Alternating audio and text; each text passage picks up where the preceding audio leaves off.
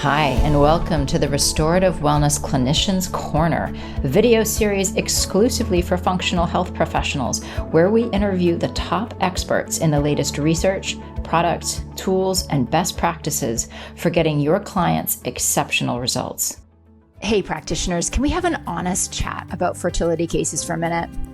When a client walks in and says they're trying to conceive, do you feel confident or a little unsure about what to do next? Let's be real. Even with advanced training and clinical tools, fertility cases can be some of the toughest ones that you'll face. There is so much going on beneath the surface, and when your clients aren't getting the results they want, it's hard not to wonder if you're missing something. Here at Restorative Wellness Solutions, we want to make sure you feel 100% confident and well-equipped to help every single fertility case that walks through your door. That's why we're inviting you to join us for a free 3-part live Fertility Masterclass Series, where we'll walk you through how to tackle even the most complex cases step by step. We're covering everything from laying solid nutritional foundations to figuring out which tests to run to using simple sex-specific tools that help your clients get better results. Whether you're brand new to fertility or you're looking to go deeper, this series will give you a practical clinical framework that you can start putting into practice right away. So don't wait. Head to the show notes, click the link for Precision Nutrition for Fertility, and grab your free spot now. You and your clients will be so grateful that you did. Hi, everybody, and welcome to today's episode of the RWS Clinicians Corner. This is your host, Margaret Floyd Berry, and today I want to talk about something that is facing every single one of us. Like it, hate it, fear it, embrace it, and that is AI. A couple of short years ago, I was sitting in the audience at the A4M World Congress in Vegas, and Peter Diamandis took the stage. If you don't know Peter, he is an engineer, a physician, an entrepreneur. Maybe you know him as the founder of the X Prize Foundation or the CEO of Singularity. He's done so many things, way too many to count here. Anyhow, he is a futurist at heart. And that day, in December of 2022, he shared that this thing called ChatGPT had just launched its beta version. He gave us all a link. We all whipped out our phones, opened up the URL, created accounts, started playing around, started asking it questions, putting in some prompts, getting it to do things, like, write me a description of longevity in a way that a grade 5 student could understand, or craft an email to a difficult client, setting better boundaries.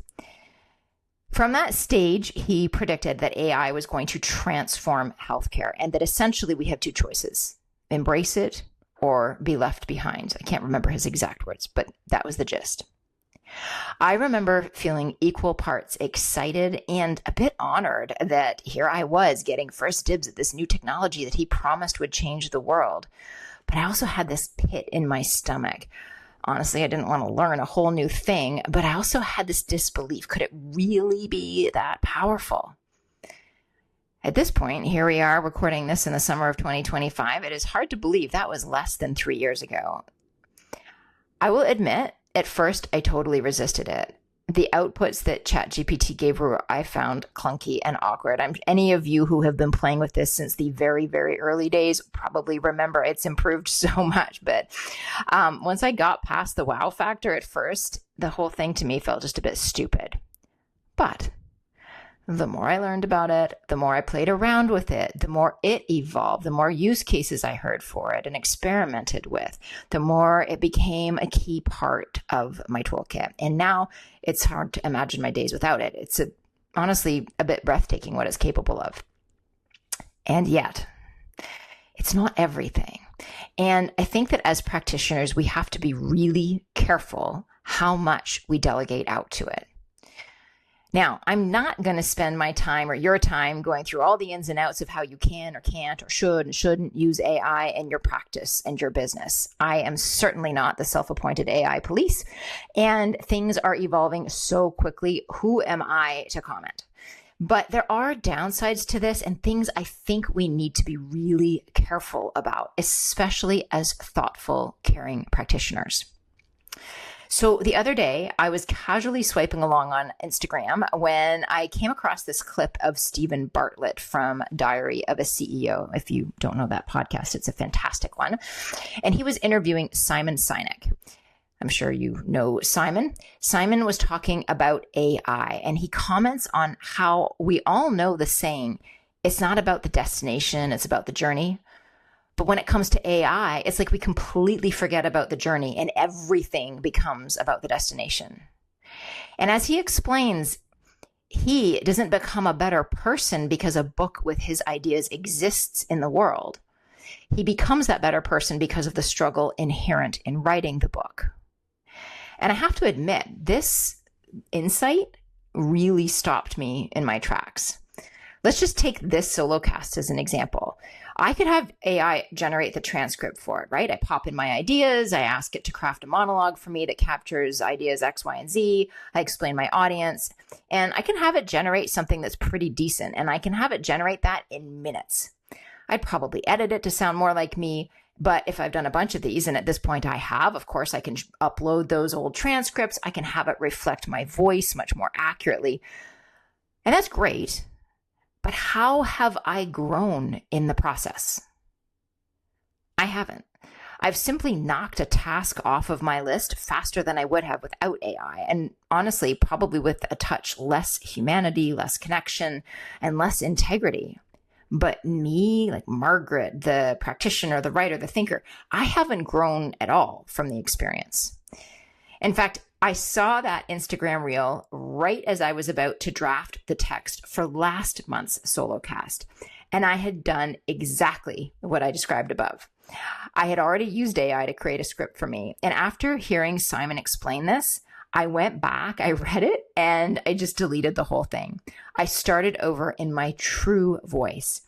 And the finished product was so much more authentic and, dare I say, even so much better. At the very least, it was more human as a result. Did it take me more time? Sure. Was it worth it? Absolutely. Now, one of the constant challenges that we face at Restorative Wellness Solutions is to teach our students the art of critical thinking. So often they, and this isn't of course just them, that we all want this. We just want the answer, right? We don't want to have to think about it. We don't want to have to think something through. And yet, as we tell our practitioners over and over and over again, knowing the answer is only one small piece of the puzzle. With our clients' health presentations getting more complex by the day, you've got to be able to work out that puzzle in front of you. And you can only do that with critical thinking. Now, you may be thinking, but Margaret, AI can help me solve those puzzles. And sure, it might be able to help, but you only know what you know. I want to give you an example I think we can all relate to. Have you ever used AI to help you write something or research something that you know a great deal about? It's impressive what it comes back with, right? But you also find holes or mistakes, don't you? And you know how you find those holes and mistakes? Because of what you already know, the bigger picture, that context, your own expertise and experience. Compare this to when you use AI on a topic that you know very little about. It's impressive, and you kind of end there being impressed, right? You don't have the ability to identify the holes or the mistakes because it's not something that you know that much about. I know I have found myself incredibly impressed in these scenarios. And what's alarming about it is not that I'm impressed. It's that for some reason, I forget every single time that I use it in this same way about something that I do know a lot about. I find holes, but I forget that. And so I just trust what it gives me. And that's risky, especially when we're talking about someone's health.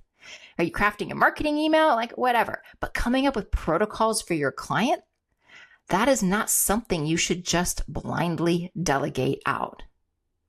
Now, there's a recent study that you may have heard about that came out of MIT. This was just released a few weeks ago, in fact, and we'll include a link to the abstract in the show notes. What they did is they divided a group of students into 3 groups, and they had them write essays. One group used a learning language model, that's LLM, or this is basically AI. All AIs are language learning models. One group was using AI. One group used search engines plus their own writing. And then the third group used their brains only. So no external help from any kind of external tool. So no AI, no search engines. And they were basically assessing the impact of using AI in this type of application and looking at the impact on the students' brains. They measured this in a number of ways, including with EEGs. Here's what they found. The group of students who used their brains only, so no external tools, showed the strongest brain connectivity. The group that used the search engines had only moderate brain connectivity, and then the group that used those language learning models, the AI, had the weakest connectivity. Basically, the more the individual relied on the use of an external tool, the less connectivity their brain showed. Interestingly, those who used those AI tools also had more difficulty recalling and quoting their work.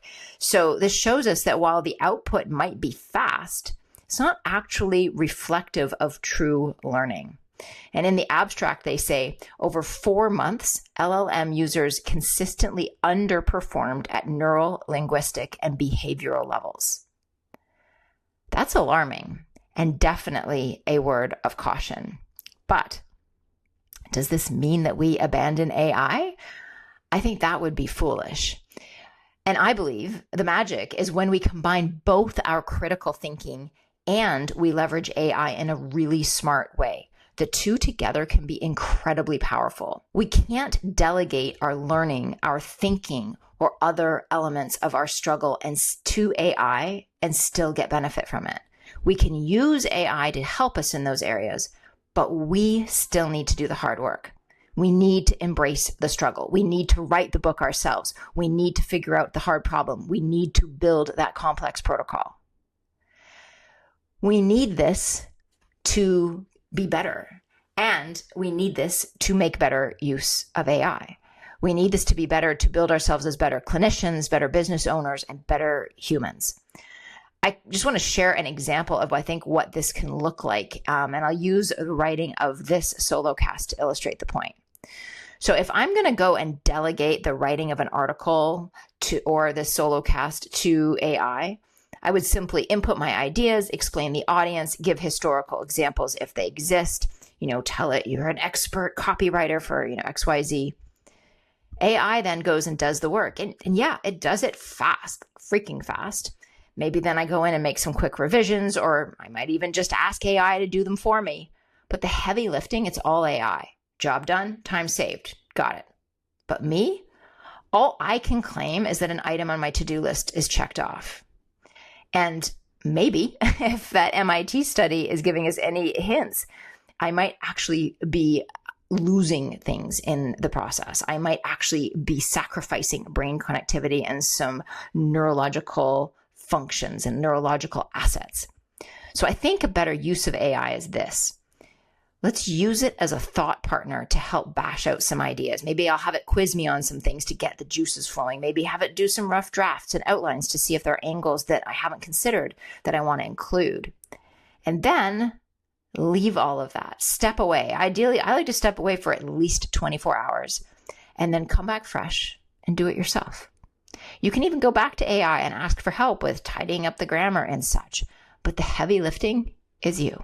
Is there a time and a place to delegate 100% of a task to AI? Sure thing, right? Do you have to craft every reminder email for your upcoming class, with careful wordsmithing and some kind of work of art? Obviously not. But we also don't want to slip into delegating our struggle, that worthy struggle that builds us into better versions of ourselves. In short, AI can save you time, but only you can earn mastery.